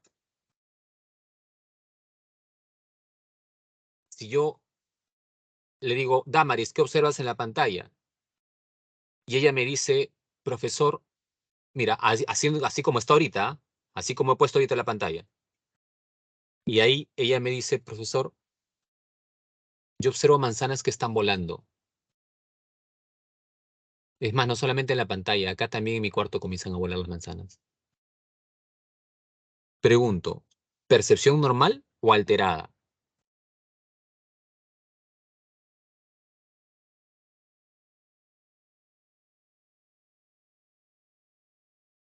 Es alterada, ¿verdad?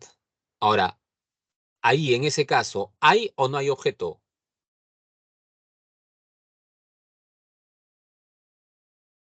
¿Hay o no hay objeto?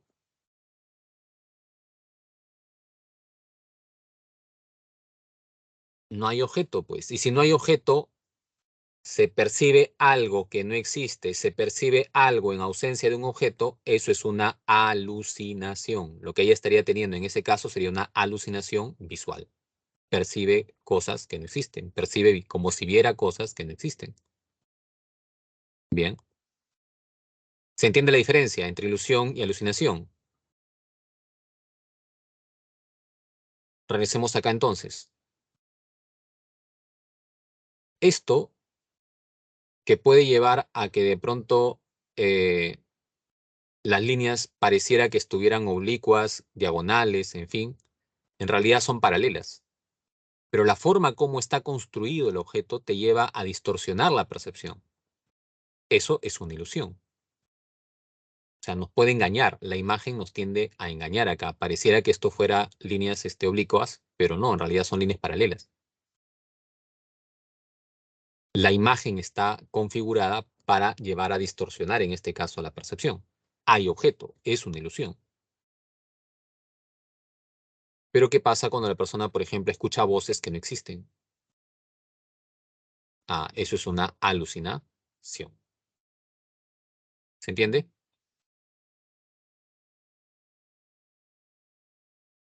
Bien, hasta ahí entonces esa primera parte. Vamos ahora con el tema de atención y memoria.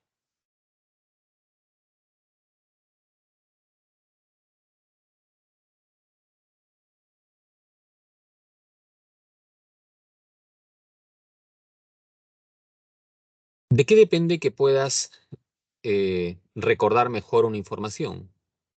¿Es necesario recordarlo todo? ¿Qué aspectos son importantes tener en cuenta en estos procesos? Vamos a ver a continuación lo que es atención y memoria.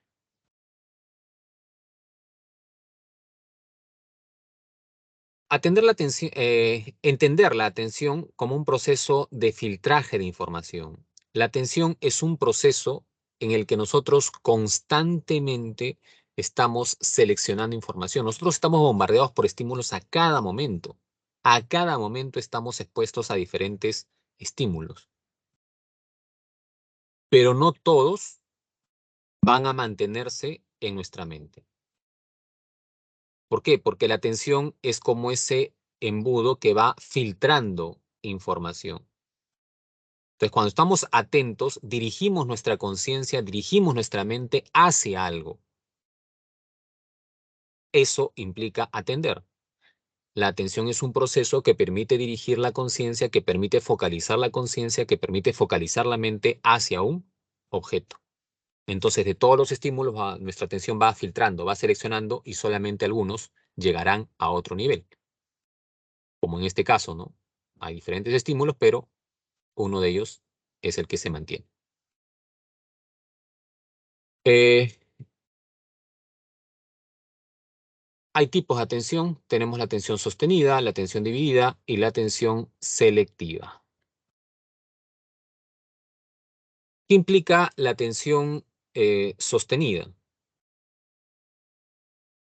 Es cuando la persona tiende a mantenerse. Bueno, primero voy con la atención acá. selectiva, ¿ya? Para diferenciarlo.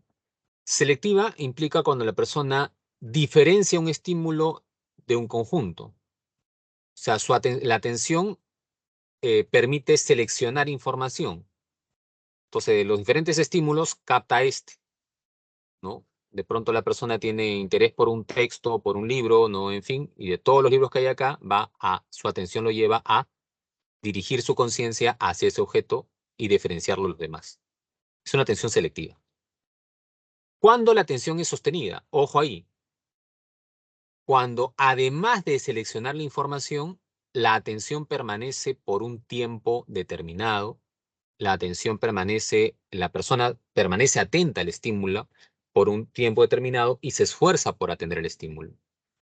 Es como, por ejemplo, mira, para seleccionar el libro, atención selectiva, ¿no? Para, digamos, del librero, sacar ese libro. Ahí atención selectiva. Atención sostenida implicaría que esta persona se ponga a leer el libro y se mantenga ahí concentrada en la actividad de lectura por bastante tiempo. Pues estará esforzándose, hay un tiempo determinado, esa atención ya no es solamente selectiva, ahora pasa a ser sostenida. ¿Se entiende? Y la atención dividida es cuando una persona suele estar atenta a más de un estímulo a la vez. Pues supongamos que acá la persona tenga que estar, pues, quizás cocinando, viendo de pronto, acá, ¿no? La sopa, por ahí la otra, sartén, ¿no? Que de pronto la ha dejado prendida, ¿no? En fin, encima está escuchando alguna conversación, etcétera, etcétera. Entonces está fluctuando su atención y, bueno, en este caso está con su bebé, se supone, cuidándolo. Ahí estar atento a que no tenga nada malo el niño. Bueno, acá la atención está fluctuando hacia más de un estímulo a la vez, ¿no? Entonces ahí la atención es dividida. En actividades más complejas, obviamente que se requiere atención sostenida, ¿no? En ese aspecto. En actividades más rutinarias se requiere más, o no es que se requiera, pero se puede dar la atención dividida. Bueno, esa es una forma de clasificar la atención. Otra forma de clasificar la atención es clasificarla en atención de acuerdo a la actitud, atención voluntaria y atención involuntaria. ¿Cómo es ello? No es difícil, esto es más sencillo. La atención voluntaria es cuando la persona tiene la predisposición de atender un estímulo. Esta persona que va al supermercado, ¿no? Con ya la intención de comprar frutas, va directamente al lugar de frutas y de pronto, ¿no? Si quiere comprar naranjas, en fin, se dirigirá hacia donde están las naranjas para hacer su compra. Entonces la atención en este caso sería voluntaria. ¿Cuándo es involuntaria? Cuando algo capta nuestra atención sin necesidad de que nosotros lo podamos querer. O sea, tú no estabas dispuesto a atender algo, pero terminas atendiéndolo. Atención involuntaria, ¿no? Como por ejemplo, cuando una persona está caminando por la calle y en eso de pronto hay un choque, ¿no? Inmediatamente todas las personas reaccionarán, bueno, la mayoría, ¿no? A ver qué pasó. Es una atención involuntaria. No es que tú hayas querido atender eso, pero terminas atendiéndolo. Bien, a eso se refiere. Entonces acá son tipos de atención en ese caso. Este es un criterio, ¿ya? Y este es otro criterio, ¿ok? O sea, una atención, por ejemplo, puede ser voluntaria y puede ser a la vez también sostenida, como en este caso, ¿no? Si es que esta chica quiere estudiar, es una atención voluntaria, pero a la vez es sostenida porque está de pronto manteniéndose en el estímulo por bastante tiempo y con esfuerzo. Bien, vayamos ahora a lo que corresponde en el tema de memoria. Hasta ahí, ¿alguna duda, alguna pregunta antes de pasar a memoria?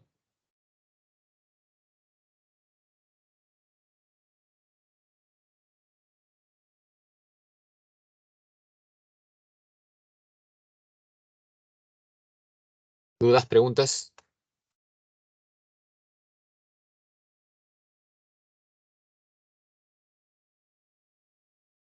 Ya.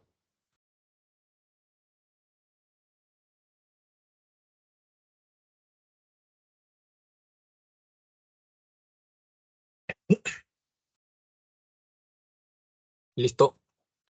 Bien, continuamos.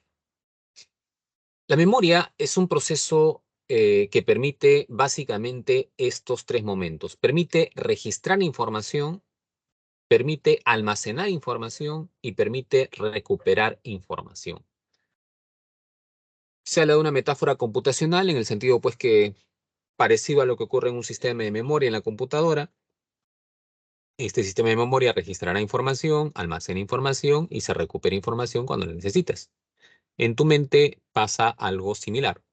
La memoria nos permite registrar información, mantener información por cierto tiempo, o sea, almacenar, y de ese almacén extraer información cuando se necesita, o sea, recuperar archivos en nuestra mente. El llamado enfoque modal o modélico propuesto por Atkinson y Shiffrin plantea lo que viene a ser eh,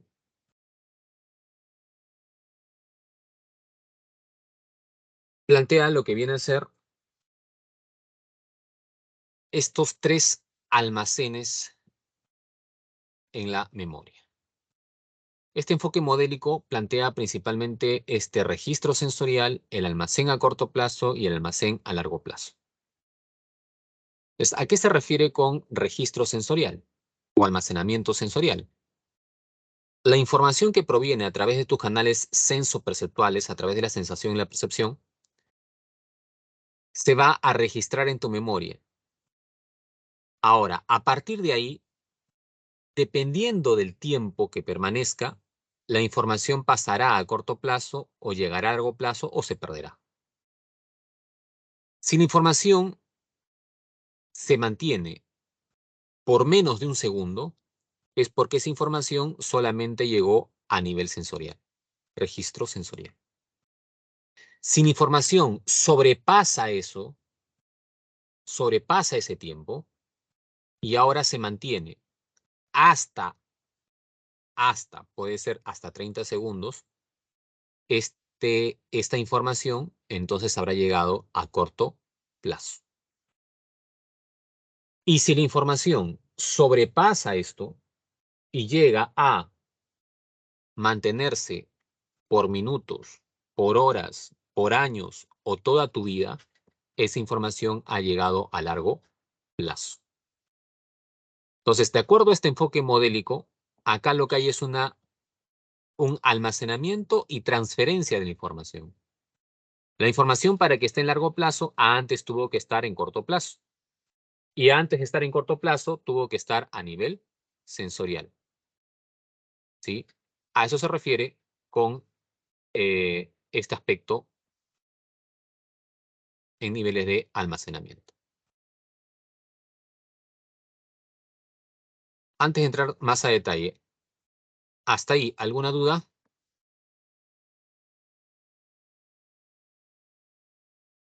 La idea en general es eso de este enfoque modal o modélico. Es un sistema de almacenamiento y transferencia de información. Sensorial, menos de un segundo, corto plazo, hasta 30 segundos, se mantiene la información. Y ya cuando se almacena por minutos o más tiempo, es memoria de corto plazo. ¿Ya? Analicemos más a fondo entonces los tipos de memoria.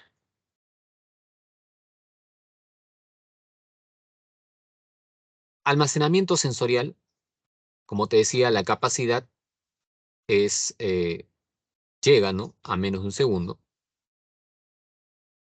Esta información puede ser información que proviene de diferentes sentidos, ¿no?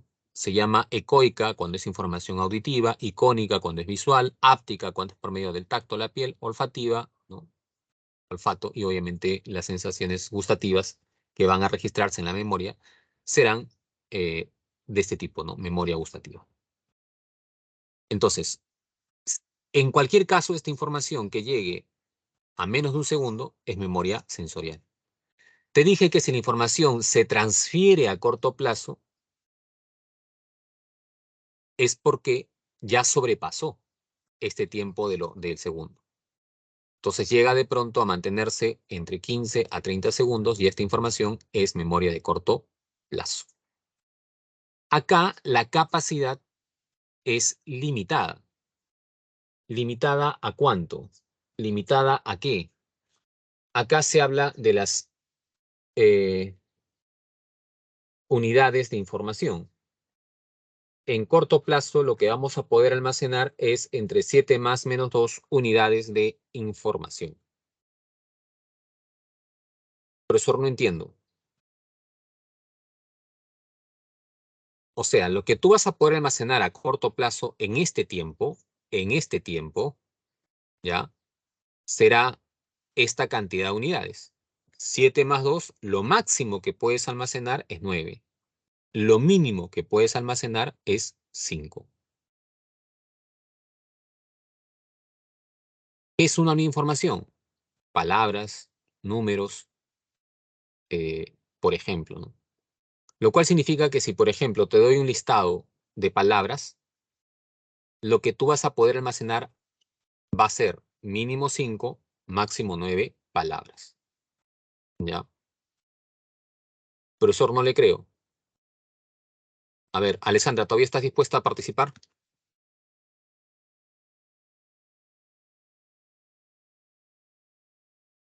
Ya, ¿puedes activar tu audio entonces? Acá sí necesito audio. Bueno, acá necesito audio. Y si puedes tu cámara, ¿podrías tu cámara? Profe, ¿está bien el audio? Hay El un audio poco está de bien. ruido. No, acá se escucha bien el audio. ¿Podrías activar tu cámara? Ahorita no la tengo habilitada, profe. Ya. En todo caso, vamos a confiar en que no nos vas a hacer trampa, ¿ya? Mm. Eso sí, los demás tienen que estar en absoluto silencio. Dame un minuto.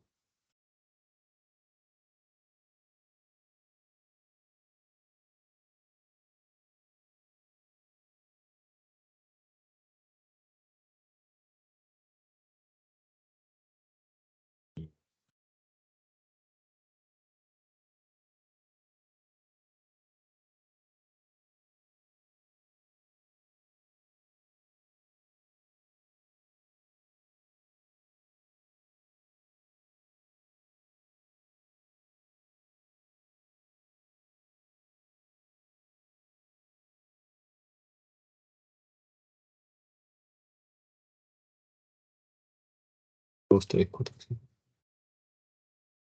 Ya. Eh,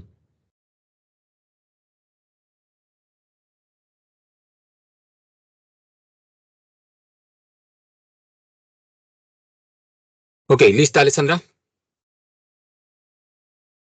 Sí, profe. Ya, yo te voy a leer un listado de palabras y lo que vas a hacer tú es, una vez que yo termine de leer el listado, tratar de repetirlas la mayor cantidad que puedas. No interesa el orden, pero sí que repitas las palabras. Ya. Lo que puedas, Ujú. hasta donde puedas. ¿Ya? ¿Quedó claro? Sí, sí. Ya. Las palabras son alba, flor, modelo, lapicero, toronja, rosa, celular, blanco, moral, policía, sonido, corazón. Ya. Repite. Alba, flor, toronja, lapicero, blanco. am, no me, no me acuerdo. Pero eso. Ya. Pregunto, ¿cuántas palabras logró repetir?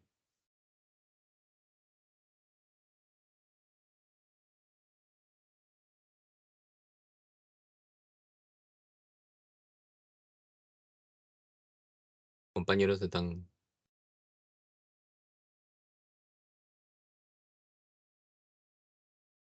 ¡Ey! ¡Apuren! 7, dice Mauricio. Cuentas mal, Mauricio.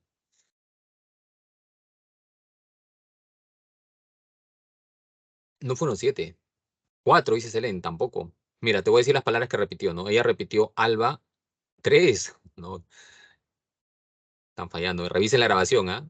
Revisen la grabación. Ella repitió alba, repitió flor, lapicero, toronja y blanco.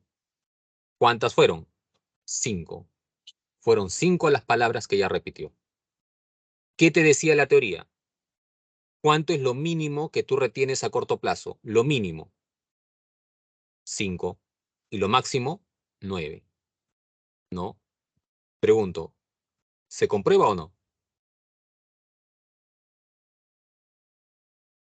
Es lo que ocurrió con tu compañera, ¿no? Y lo que podría ocurrir con cualquiera de ustedes, ¿no? Lo que queda demostrado. Hemos hecho un experimento en clase, así que para que nunca te olvides, ¿ya?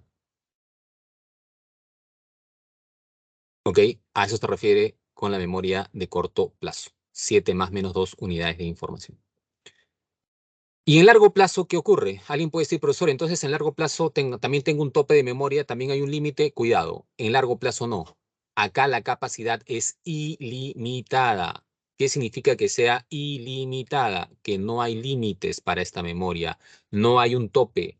Profesor, entonces, ¿por qué no puedo retener toda la información que me están dando?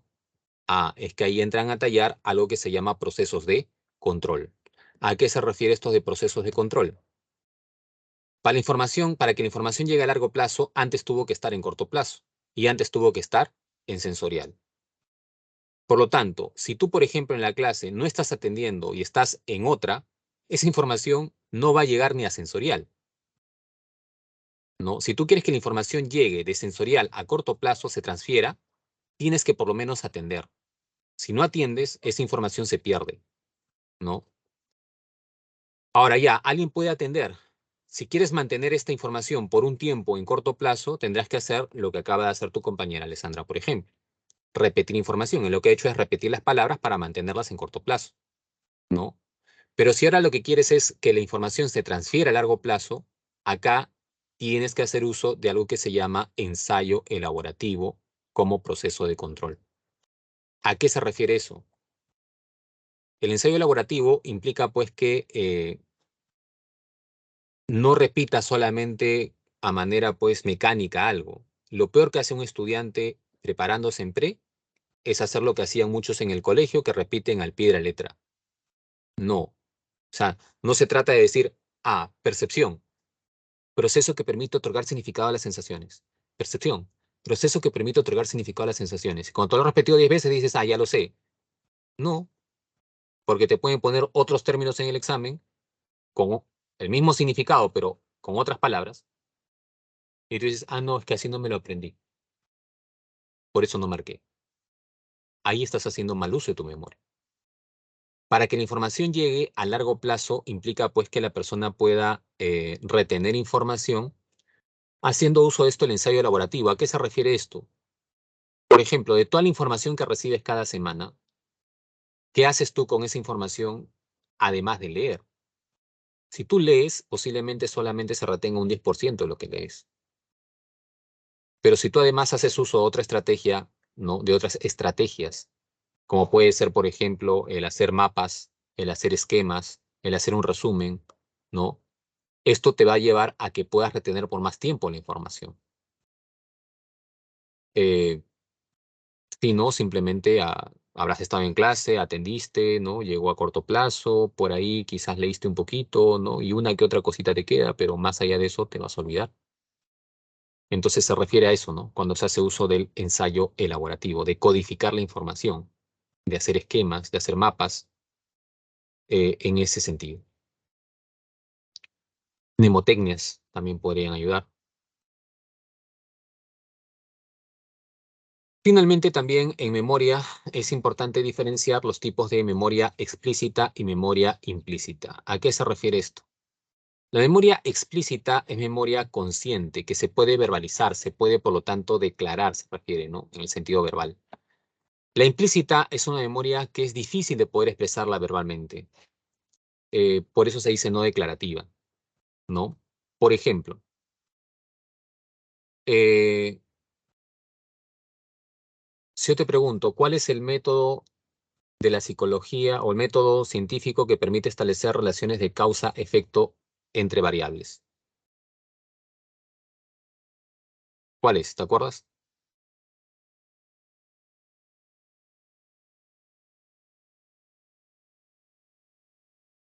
¿Te acuerdas o no? Ya te olvidaste ya. Primera clase, ¿ves? Primera clase.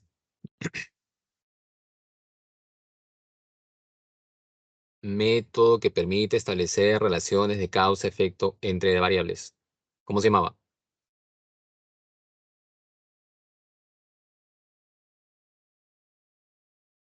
El único método que permite restablecer relación de causalidad es experimental, ¿ya? Experimental. Bueno, ese es un conocimiento. Ese es un conocimiento.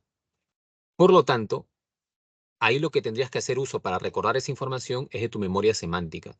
La memoria semántica nos ayuda a almacenar y recordar información ligada a conocimientos. Pero si yo pregunto, por ejemplo,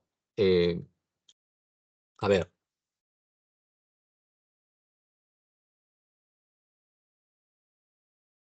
¿cómo pasaste, cómo recibiste el año? ¿Dónde lo recibiste? ¿Cómo lo recibiste?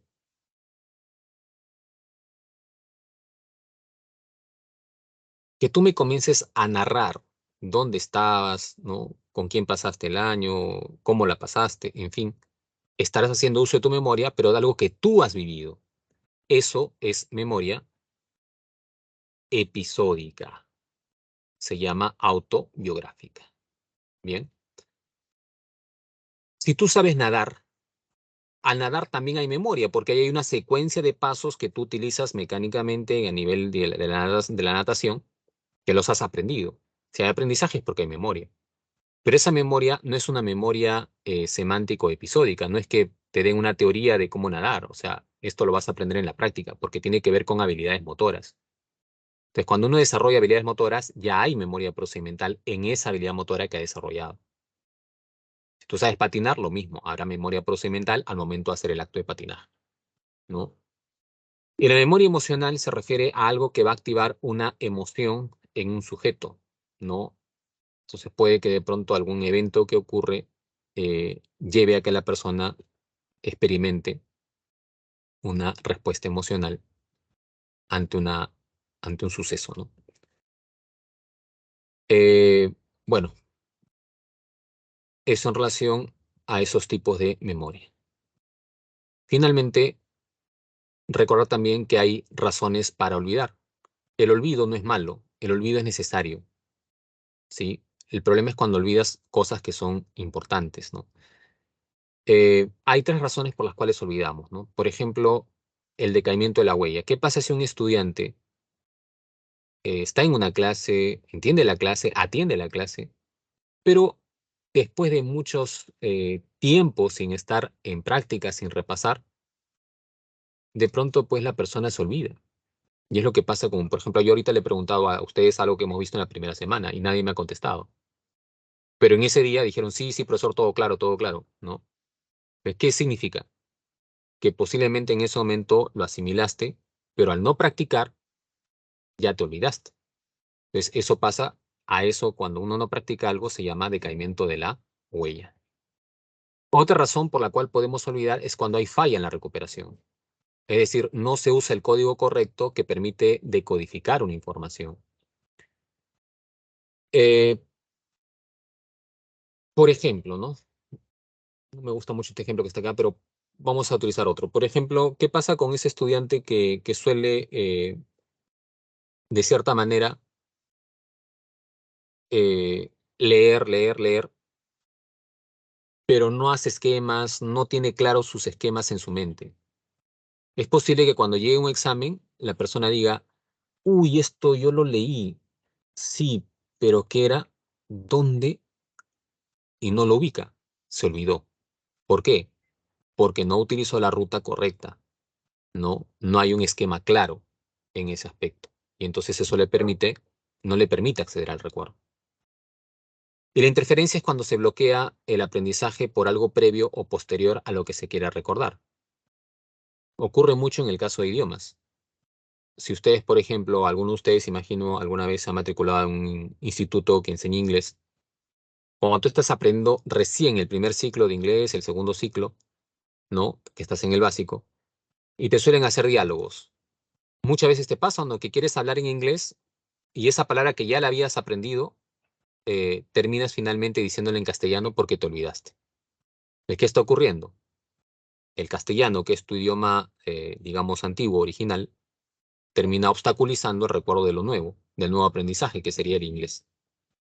Y también puede ocurrir a la inversa cuando ya estás en ciclos avanzados.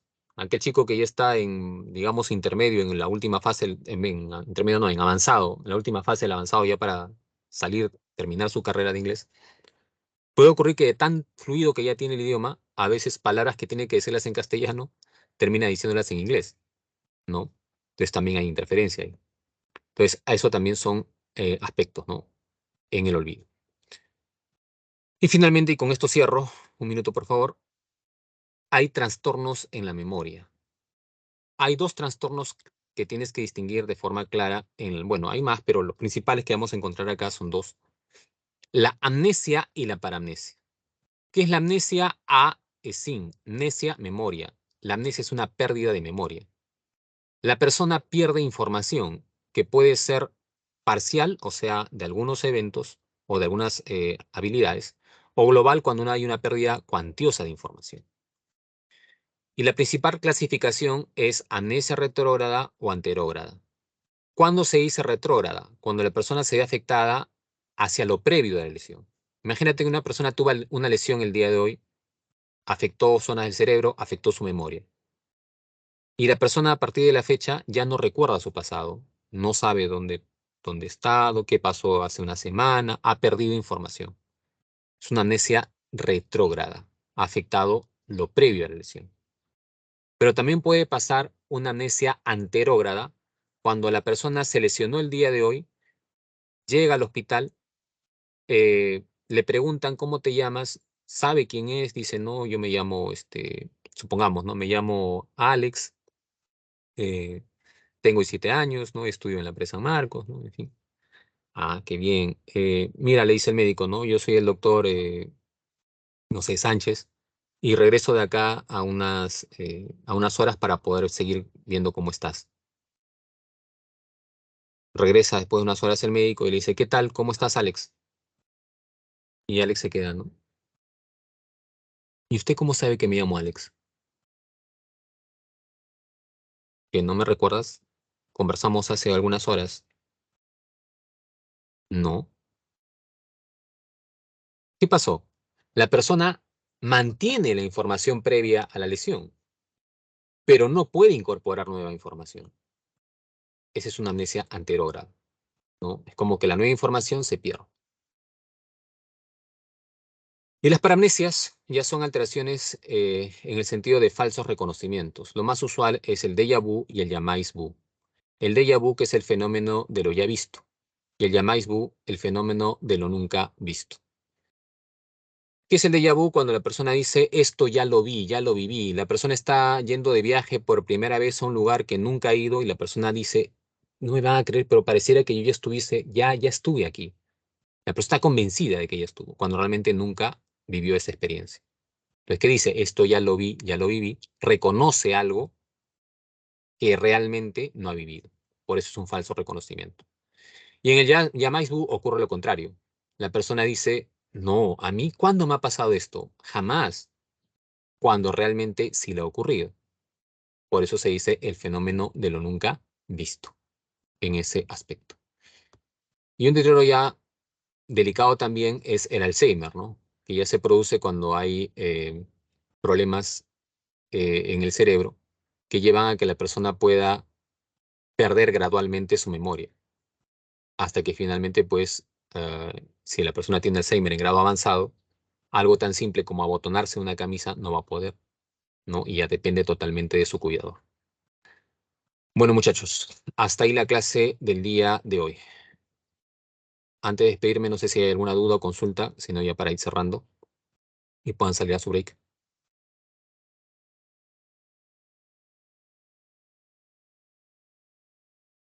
No hay dudas, no hay consultas.